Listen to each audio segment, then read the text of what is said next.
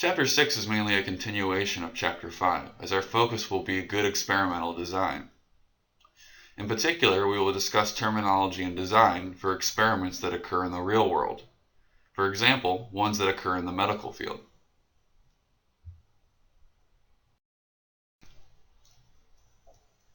In Chapter 6, we will discuss the importance of randomization, ways of reducing bias in experiments, some potential hidden sources of bias, and finally, matched pairs and block designs. These are experiments where we only compare reactions of certain individuals in an experiment.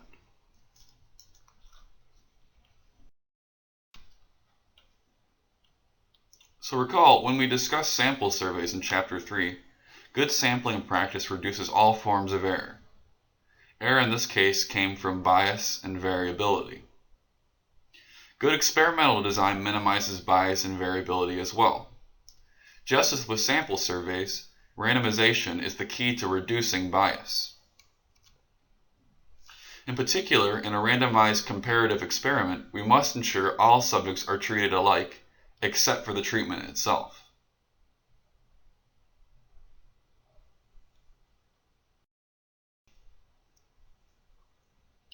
Let's look at an example that shows what happens when all the subjects in an experiment are not treated exactly the same way. Rats and rabbits that are specially bred to be uniform in their inherent characteristics are the subjects in many experiments. However, animals, like people, can be quite sensitive to how they are treated. Here are two examples of how unequal treatment can create bias. Does a new breakfast cereal provide good nutrition? To find out, compare the weight gains of young rats fed the new product and rats fed a standard diet. The rats are randomly assigned to diets and are housed in large racks of cages. It turns out that rats in upper cages grow a bit faster than rats in bottom cages.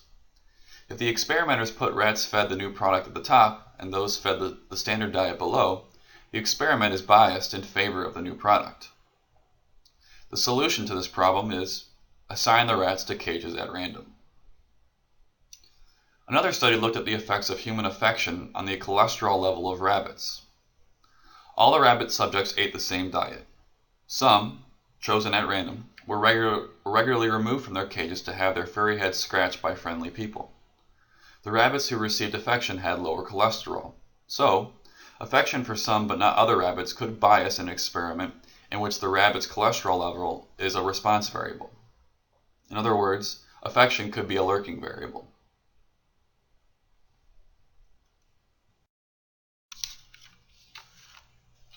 Past experience has shown that placebos do in fact work. Because of this, clinical trials must make sure to distinguish between changes in responses that are due to the treatment and those which are due to the placebo effect. We do this by making sure the placebo effect operates equally on all the subjects. Now, if the subjects do not know which treatment they are receiving, then our experiment is said to be single-blind. Single-blind experiments reduces bias when the subjects measure their own response. However, if the researcher measures the responses of the individuals, it is often advantageous to ensure the researcher does not know which treatment the subjects received. This is called a double-blind experiment.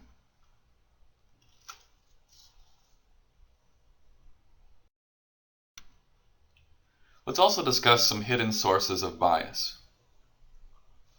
Sample surveys suffer from non-response due to failure to contact some people selected for the sample and the refusal of others to participate.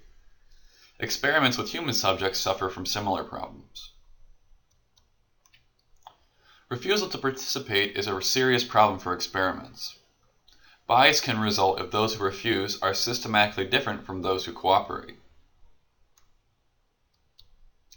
Subjects who participate but don't follow the experimental treatment, called non-adherers, can also create bias. Finally, experiments that continue over an extended period of time also suffer dropouts, which are subjects who begin the experiment but do not complete it.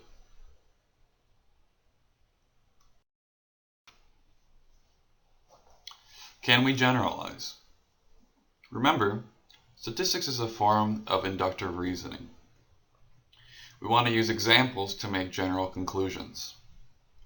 In an experiment, our goal is to determine whether our explanatory variable is responsible for changes in our response variable. However, suppose the results of an experiment are positive. Does this mean the results generalize to a larger body of individuals? To be sure, we must first determine if our findings are statistically significant. If you recall, this accounts for the likelihood of our results occurring purely by chance. As an example, suppose a psychologist wants to study the effects of failure and frustration on the relationships among members of a work team. She forms a team of students, brings them to the psychology laboratory, and has them play a game that requires teamwork. The game is rigged so they lose regularly. The psychologist observes the students through a one-way window and notes the changes in their behavior during an evening of game playing.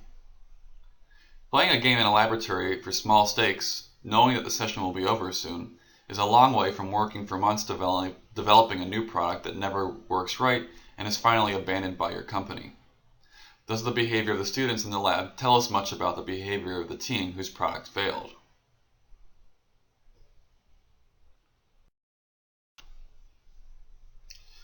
As you may have guessed at this point, randomization is crucial to good experimental design.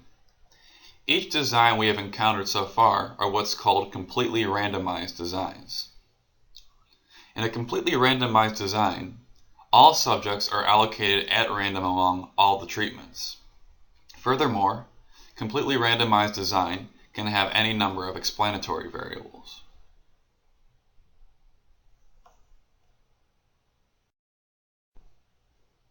Now you try one. A food company is preparing to market a new cake mix. It is important that the taste of the cake not be changed by small variations in baking time or temperature.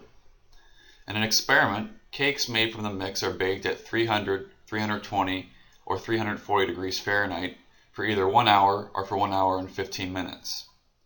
10 cakes are baked at each combination of temperature and time. A panel of tasters scores each cake for texture and taste. So, what are the explanatory variables, and what are the response variables in this experiment? Furthermore, you can disregard the diagram portion, but how many treatments are there? And also, how many cakes are going to be needed? So pause the video and unpause when you're ready for the answer.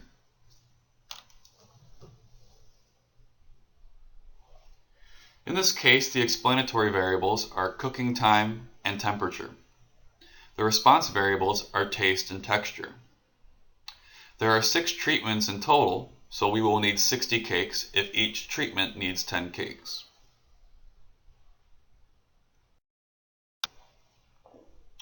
Completely randomized designs are the simplest statistical designs for experiments. However, there are cases when other designs are more useful. In particular, we will discuss matched pairs and block designs. In a matched pairs design, we compare 2 treatments by comparing the responses of 2 similar individuals. To design a matched pairs experiment, we first choose pairs of subjects that are as closely matched as possible. As we'll see in the next example, we may also decide to pair each individual with themselves. Finally, assign a treatment to each individual at random, then compare the responses.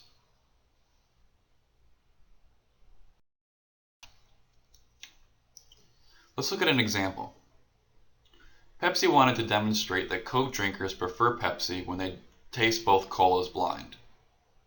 The subjects, which are people who said that they were Coke drinkers, tasted both colas from glasses without brand markings and said which they liked better. This is a matched pairs design in which each subject compares the 2 colas. Notice in this case that each subject is paired with themselves. Because responses may depend on which cola is tasted first, the order of tasting should be chosen at random from each subject.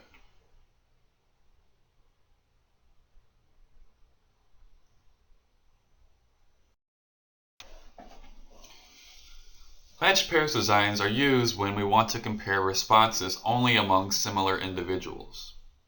In a matched pairs design, randomization occurs only on the level of each pair. Now, instead of comparing two individual responses, we may wish to compare only responses among individuals that fall into certain categories. This is called a block design.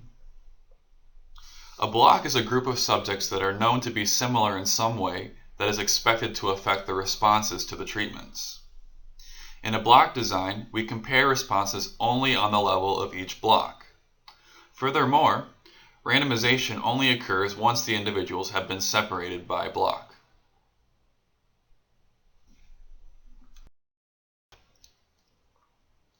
Let's look at an example of an experiment that has a block design. In this experiment, we compare the reactions of adults to 3 TV ads. It was expected that men and women would respond differently from one another, so they are separated by block. Afterwards, each block is randomly assigned to watch one of the 3 TV ads, and the reactions are recorded. Notice that we are comparing the reactions only on the level of each block, and not the reactions of individuals from 2 different blocks.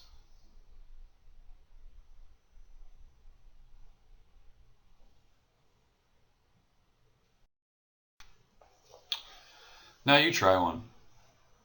A researcher was interested in whether the order of the answers to multiple choice questions affects exam scores. He made 3 versions of an exam. Each version had the same questions and the same set of answers, but the order of the possible answers was different for each version. The 3 versions were given to students in each of 2 classes having different instructors. Each class had an enrollment of 75 students. The researcher was concerned that scores might also depend on instructor, so instructor was treated as a blocking variable. Use a diagram to outline a block design for this experiment. Use the figure from the previous slide as a model. So pause the video and unpause when you're ready for the answer.